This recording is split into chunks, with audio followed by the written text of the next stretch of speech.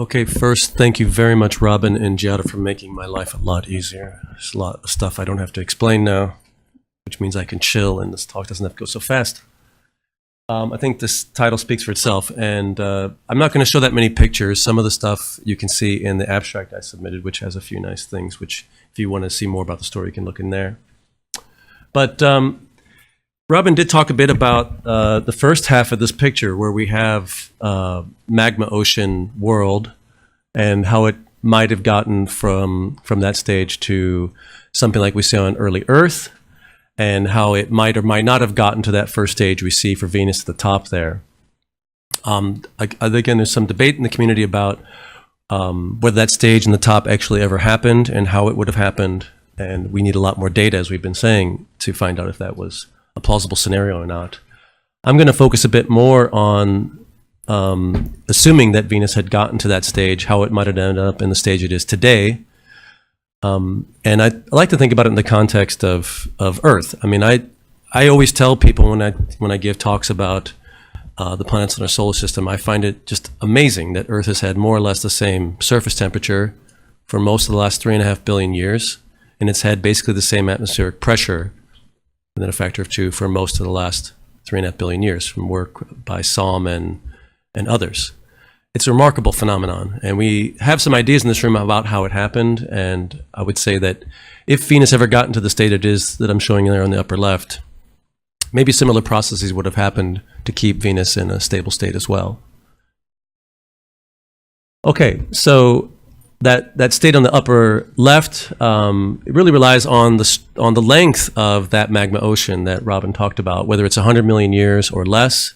For Earth, the magma ocean was a very short stage, didn't have much effect, but that magma ocean, if it stays around too long, you lose most of your water, as Hamano et al. Have shown, and of course there's the work by Shasafari and Gilman and Kislakova, which have also shown ways to lose your water through an early Venus if you have a magma ocean sticking around a long time and other atmospheric loss processes.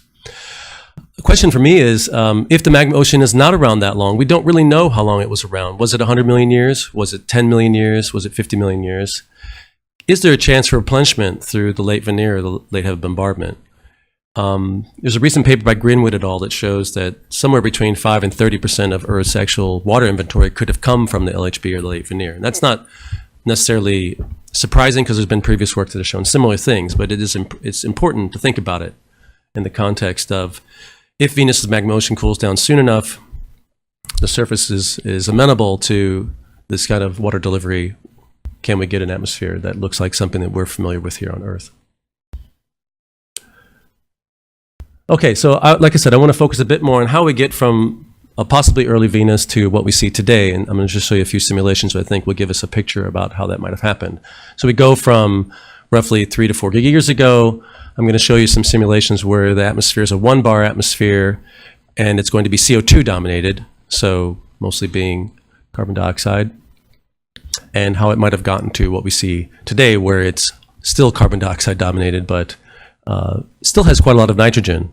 And as we know, Robin was talking about nitrogen cycle and how important that is. You can see that Venus doesn't have a nitrogen cycle because most of its nitrogen is sitting in its atmosphere, what hasn't escaped.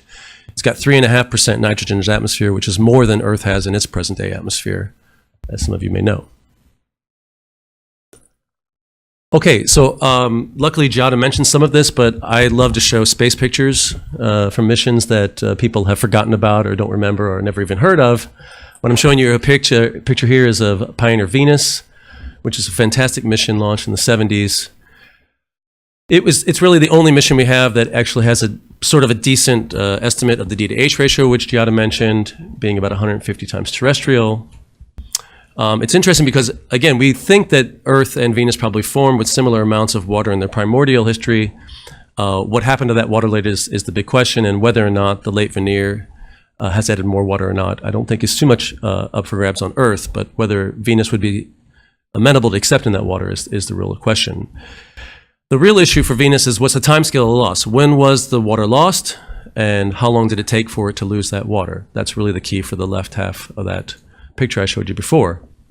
We really cannot constrain this because we just don't have the data, as we've heard both Giada and Robin mention.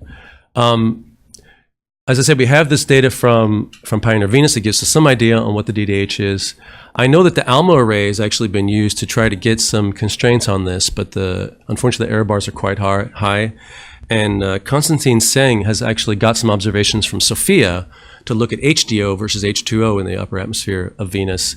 He has a really interesting abstract at the DPS from last year, and I'm dying to see the results from this data, but so far there's nothing coming out. So hopefully that will give us a little bit better constraints on what's going on, but really we have to go back to understand what the water history is. And there is a white paper that Stephen Kane led for the National Academies about Venus. We discussed that a little bit in the white paper, and our idea is to turn that actually into a real paper to discuss this in some detail about how we, what kind of observations do we actually need for Venus to understand what its water history is.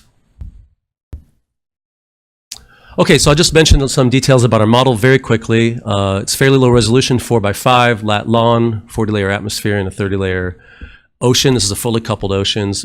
Probably almost every talk you see by any of the Rocky 3D people in this conference will be fully coupled oceans, so you don't have to keep asking that question.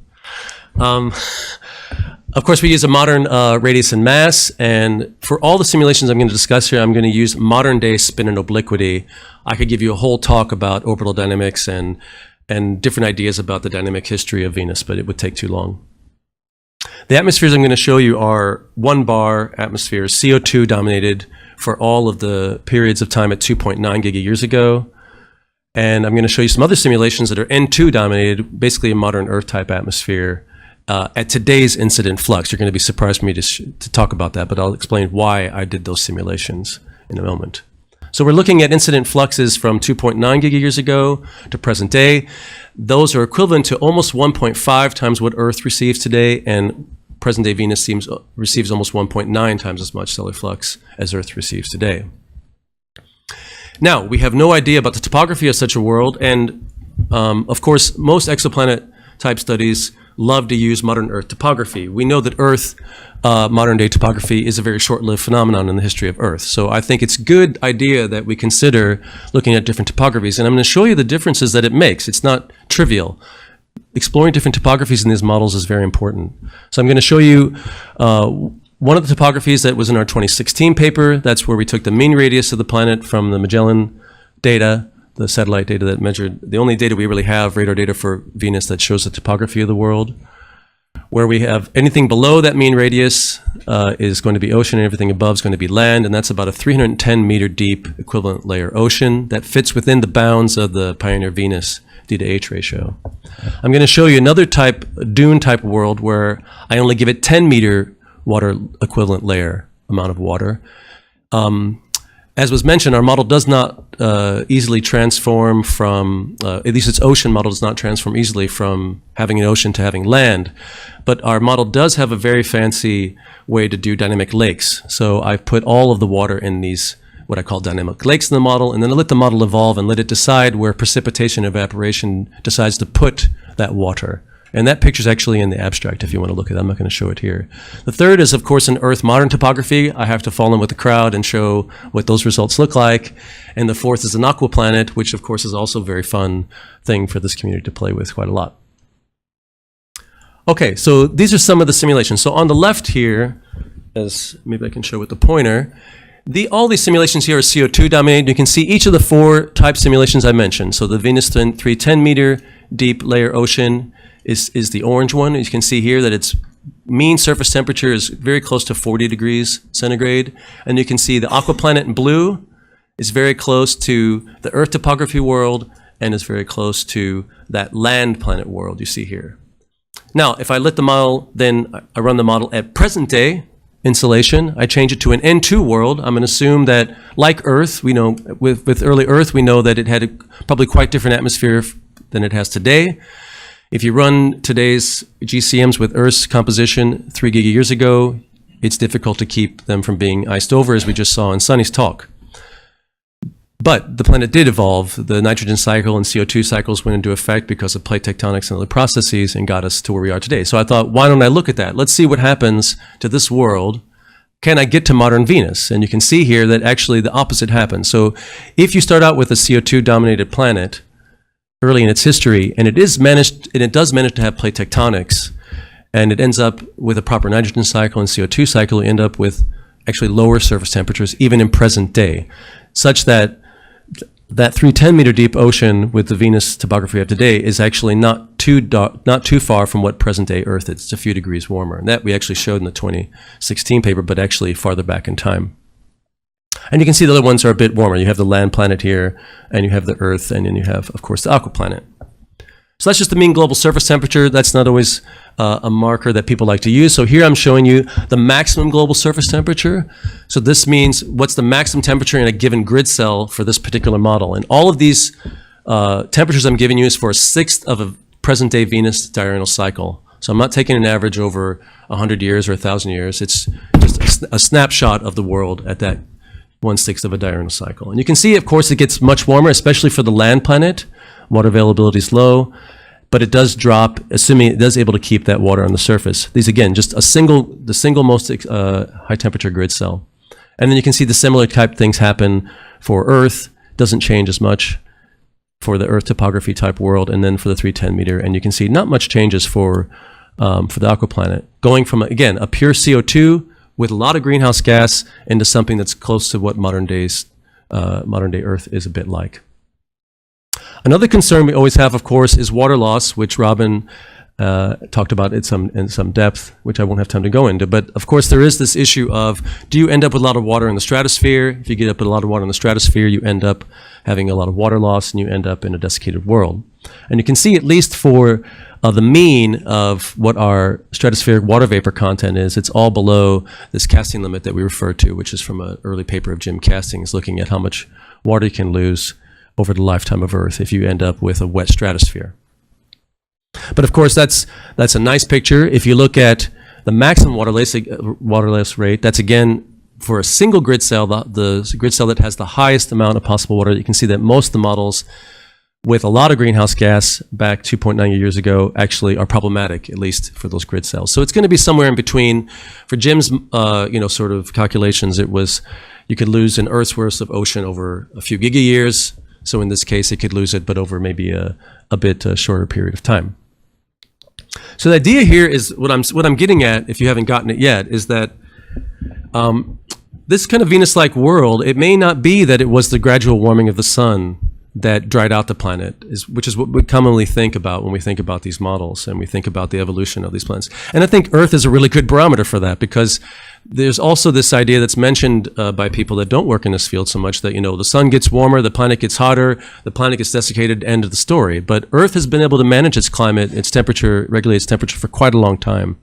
And it could be that as we observe more and more of these exoplanetary Venus worlds, we're going to find worlds that are in similar situations that are going to possibly have liquid oceans quite long into their histories and receiving tremendous amounts of flux. So it's a puzzle. I mean, whether or not we're going to find these worlds or not. And I don't think we're going to have the data in the near term. I don't think Tesla's going to give it to us. You really need something on the scale of LSST or Gaia, that kind of scale of data, to get enough of these exovenuses around G dwarfs, because the M dwarfs serve a different issue, as we've already discussed a little bit, to figure out, what kind of climatic state Venus might have had in its early history and how it might have evolved and how these other worlds might have evolved. So we shouldn't be too surprised, in a sense, that if we find out, if you're just a little bit farther out, the magma ocean doesn't stay around so long, there are ways to get a second chance at getting water delivery. In fact, I'm really surprised that we haven't seen more chances at water delivery for a solar system. It makes me a little bit worried that most of the data we have for water delivery in inner solar systems is related to the moon, and there may be problems with the moon and the way we've been measuring the water there because of contamination from Imbrium. There's a recent paper on that. So we don't really, I think the story on water delivery to the inner solar system is not finished yet. But okay, so anyway, that's more or less what I wanted to say, that, if Venus in its early history had ended up with some kind of liquid water, it's not clear that solar luminosity is the defining factor in its climate evolution. If it had similar ways to do carbon and nitrogen cycling as we do have on Earth. As Giada pointed to, Venus-like exoplanet habitability estimates may require something about the rotation rate knowledge, because the rotation rate, as Giada mentioned, is really related to these substellar clouds, which Jun Yang showed in his 2014 paper, are extremely important for these kind of simulations. We really need, again, more parameter space mapped, and we really have to have Venus in situ observations to confirm its geologic and volatile history. I mean, we love going to Mars and observing Mars. That's great. Venus is a much, much harder problem. We're never going to send as many missions to Venus in my lifetime as we've sent to Mars. It's just too technologically demanding and too expensive. But we do need to go back and give it a try. But really, again, as I think we're focusing more and more, those of us that work on Venus and exoplanets, we really are going to probably find that if we don't get back to Venus, we're going to end up learning more about our sister planet from exoplanetary studies than we do from planetary studies here in our own solar system, which is a bit disappointing. But I think we're going that way in a sense, because as we collect more and more data, we're going to find more and more exovenuses, and we're going to learn more and more about our own solar system as time moves on. So thank you so much for your time.